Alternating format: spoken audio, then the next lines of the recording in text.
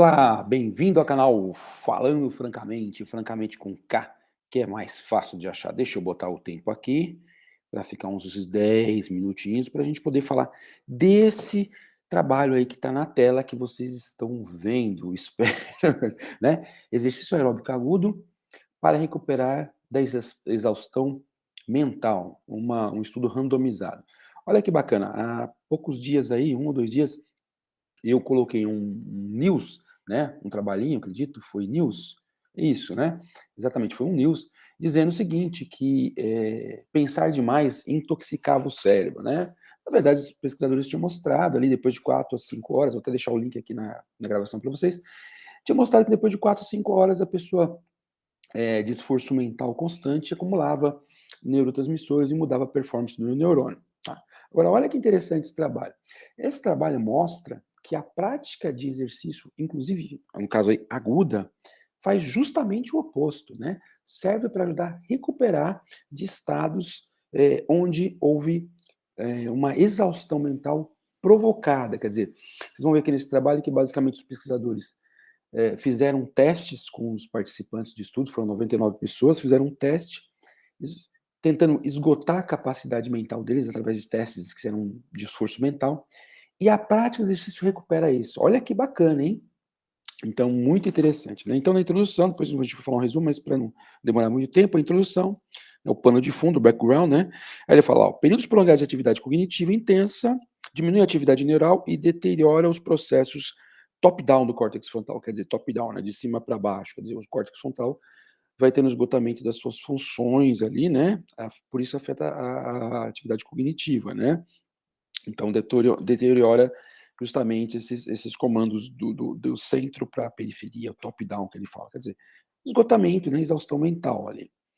E aí, ele fala o seguinte, né, o processo de exaustão mental é caracterizado por declínio do desempenho cognitivo, deterioração do bem-estar subjetivo, motivação extrínseca, e no trabalho isso pode levar a erros de produtividade, e dependendo da profissão, ele fala se for um cirurgião, um piloto ou eh um engenheiro, piloto ou controlador de tráfego aéreo, isso pode gerar, inclusive esses acidentes aí, pode gerar uma tragédia, pode botar em risco a vida de pessoas, né.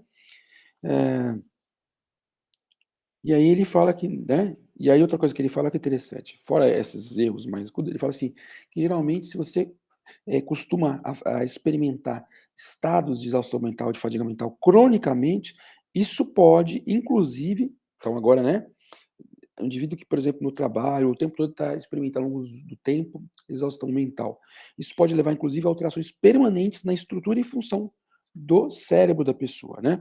Aí ele fala, por exemplo, que isso pode resultar numa diminuição do volume da substância branca, ou seja, dos axônios ali, na massa branca, né, dos axônios, ou cinzenta, do soma dos neurônios, né, então volume da substância branca e cinzenta do cérebro, consequentemente, altera a atividade do eletroencefalograma e, claro, vai afetar o processamento cognitivo, né. E aí ele fala que quando se pensa em esgotamento mental, fadiga mental, existem algumas estratégias de enfrentamento, como, por exemplo, fumar ou assistir TV. E ele fala que essas atividades, de modo geral, elas não são, eficazes e ainda, claro, podem gerar efeitos danosos à saúde, como, por exemplo, o fumo.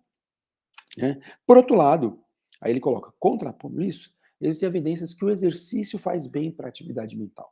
Aí ele cita, por exemplo, exercícios onde há aumento da oxigenação justamente no córtex frontal e outras áreas, mas também no córtex frontal, com o exercício físico, aumento da circulação de fatores neurotróficos, por exemplo, a gente mesmo lá no Saldanha, eu já publico alguns trabalhos, aumento de BDNF com exercício, tá.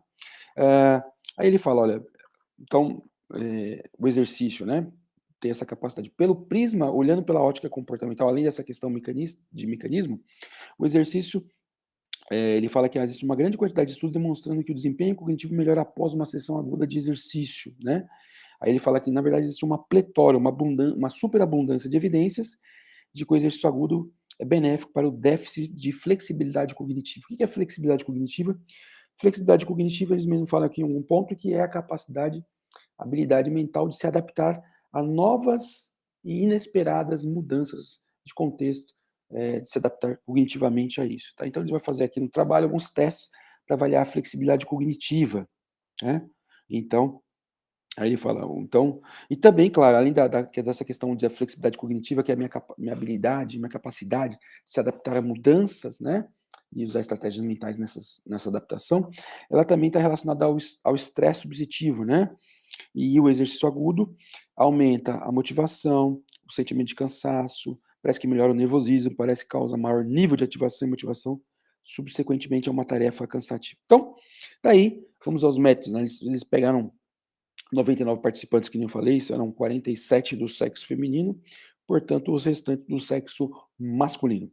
E esses participantes, basicamente, eles foram submetidos né, vamos mostrar aqui para vocês, não sei se for horário, mas basicamente eles foram testados, por exemplo, foram selecionados, né, fizeram um teste de consumo de oxigênio lá, tal, né, pegaram uma série de informações, aí no primeiro dia, isso no primeiro dia. Depois, quando eles chegaram no segundo dia, o dia do experimento, né, eles fizeram alguns testes, testes de atenção contínua, esse N-back test, o Stroop test, e eles não sabiam, mas eles achavam, eles não, primeiro que eles não eles estavam cegos para propósitos de estudo, né, eles não sabiam para que servia o estudo, e não foi contado a eles que essa primeira parte do estudo aqui, né, essa primeira parte do estudo, visava justamente estressar, causar a fadiga mental deles, para não ter nenhum tipo de interação subjetiva. Eles não sabiam, eles achavam que era parte do experimento, mas eles não sabiam para que servia isso, não estavam atentos para o fato que isso era justamente para deixar eles com a mente exaurida, vamos dizer assim. E daí, depois que eles fizeram esse teste, eles foram praticar lá 30 minutos de exercício. Na verdade, foram 3 grupos, né?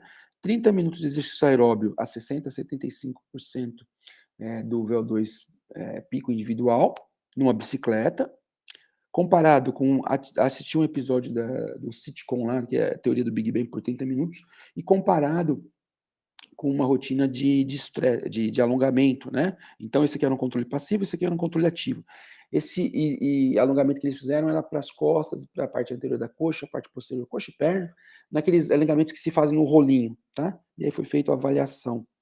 Então, eles fizeram um teste de inteligência, né, vocabulário, qualidade do sono, foram proibidos de tomar cafeína, né, não estavam atentos à característica de exaustão do teste, e aí foram avaliados também quanto à capacidade cognitiva, que nem eu falei, capacidade de se adaptar a estratégias de processamento cognitivo, hã, para lidar com as situações novas e inexploradas, né. E aí eles falam que eles sabem, que essa flexibilidade cognitiva, ela é uma questão importantíssima para nossas funções, que eles chamam de funções executivas, né. Funções executivas são aquelas funções cognitivas, portanto, que permite planejar, organizar, executar de modo bem-sucedido as ações, com propósito e direcionadas a um objetivo. Porém, embora saiba muito bem o que são as funções executivas, né, da qual a flexibilidade cognitiva, só dando um exemplo, a flexibilidade cognitiva é uma parte central, eles não sabem muito bem quais são os componentes, não tem uma concordância. Por exemplo, alguns falam que a vontade, que a autorregulação emocional são funções executivas. De qualquer modo, a flexibilidade cognitiva é parte, sim, importante, fundamental das funções executivas, tá? E eles também foram submetidos a testes subjetivos, né? Testes sobre motivação, cansaço, inquietude, tal, né. Então eles foram feitos motivado a esses testes. Bem, o que que eles encontraram na prática, né. Na prática, então isso aqui só para mostrar, né, eh, características antropométricas dos grupos, né, do aeróbico controle passivo. Aqui o que eles avaliaram, a flexibilidade cognitiva, cansaço versus disposição, tá tímido, não tá cansado, mau humor versus bom humor, inquietude versus calma, capacidade cognitiva e motivação, tá. Eles avaliaram aí essas coisas, e depois eles comparam que quando você faz o teste de cansaço, essas coisas diminuem, né, a pontuação, o score rank diminui, o ranking de capacidade cognitiva caiu em todas as situações, por exemplo, aeróbica, o controle ativo e o passivo. Mas isso é só para mostrar que o teste teve um efeito o teste de esforço mental teve um efeito nessas relações, né, cognitiva, flexibilidade, cansaço versus estar atento, e aquilo que a gente falou, quer dizer, o teste foi feito. Agora, o que que o exercício fez com isso? Basicamente, gente, o que eles mostraram foi o seguinte, que quando você compara, tá, quando você compara o exercício aeróbico com o controle ativo, né, aeróbico ativo, o exercício aeróbio foi eficiente em recuperar todas as diminuições provocadas na flexibilidade cognitiva e nas variáveis de estresse, variáveis de estado subjetivo, né, aqui, por exemplo, cansaço, humor, inquietude, motivação. Então, olha que interessante, o teste promoveu exaustão mental neles e perda da flexibilidade cognitiva, enquanto que o exercício aeróbio, 30 minutos de bike, resgata isso, né? É capaz de resgatar, ou seja, o exercício aeróbio sendo capaz de, por isso que eu brinquei ali, né? Desintoxicar o cérebro da pessoa, comparado àquele primeiro news, que falava que pensar demais reduz isso, tá? O caso na comparação entre o exercício aeróbio e assistir TV, que era o controle passivo, assistir a série de TV, né? O exercício aeróbio só não deu diferença estatística para o cansaço e para a inquietude. O resto foi melhor também. Então, o exercício aeróbio levou a uma melhora na recuperação da flexibilidade cognitiva, do humor, do cansaço, da capacidade de motivação, em comparação ao controle ativo, que foi o alongamento. Melhorou todas as variáveis, estatisticamente, em termos estatísticos, em comparação ao outro tipo de exercício, que era o exercício de stretching, de alongamento, controle ativo. Quando comparado ao controle passivo, que era assistir a TV, que inclusive ele fala que é uma das estratégias que realmente melhora, não melhora não, que é uma das estratégias que o pessoal costuma recomendar para melhorar, recuperar a fadiga mental, que é assistir TV. O exercício aeróbico foi melhor em tudo, menos na questão da motivação e na questão... Não, perdão. O exercício aeróbico comparado ao controle passivo, que é assistir TV, só não foi melhor em termos estatísticos em relação ao cansaço e essa coisa da inquietude, né? Então, eles concluem que uma sessão aguda de exercício no cérebro suporta a regeneração da flexibilidade cognitiva e o bem-estar subjetivo. Isto é verdade não apenas para um controle ativo, né, mas também em relação a um controle passivo incorporado, que foi o tempo de assistir TV. Que, inclusive, assistir TV, ele fala que é um negócio amplamente disseminado, conhecido como uma estratégia proposta para minimizar essa perda de flexibilidade e essa perda de bem-estar subjetivo, ou seja, mostrando que o exercício é muito melhor do que essa proposta comumente feita, né? Por último, o que ele fala aqui de alguns pontos interessantes, né? Na discussão. Houve a recuperação da felicidade cognitiva, o efeito na felicidade cognitiva foram maiores que do bem-estar, né? Ele fala que, outra coisa, agora comparado assim no próprio grupo aeróbio ativo, que pedalou, que foi melhor em tudo, né? Aí eles repararam que a recuperação da flexibilidade cognitiva foi melhor que a recuperação do bem-estar.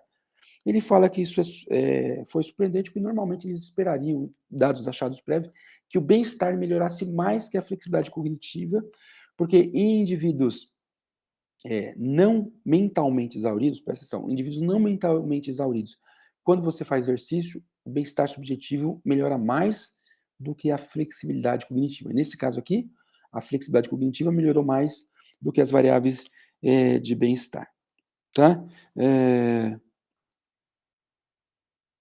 Então, é isso, né? É bem interessante isso. Eu até coloquei aqui brincando, né? Coloquei o garfo de pescando uma pizza, porque a gente fala muitas vezes, né? Tá mentalmente exaurido, não sei o quê, tá nervoso, tá estressado. Vai treinar, vai pescar, né? Aí, na verdade, até brinquei, tá estressado, tá exaurido mentalmente, vai treinar. Então, sensacional esse trabalho, mostrando mais uma vez a importância que um exercício físico tem dentro da nosso contexto de vida, né? E aí, no caso aqui, mostrando que uma sessão aguda, né? Não é nem o efeito de adaptação, vamos dizer, uma adaptação crônica. É sim um efeito agudo do exercício, promovendo melhorias no estado de exaustão mental. Então, quer dizer, tá nervoso, tá cansado, teve um dia ruim de trabalho, ficou muitas horas pensando, vai treinar. Olha que trabalho maravilhoso aí para você mostrar para o seu cliente, usar a estratégia com os seus clientes, pacientes, da importância do exercício físico, tá ok? Muito obrigado por assistir esse vídeo, curte, compartilhe, comente, como eu sempre falo. Todas as pessoas que você vê na rua, chama, dá um cartãozinho do nome do canal para se inscrever no canal, tá ok? Muito obrigado, até mais, tchau, tchau.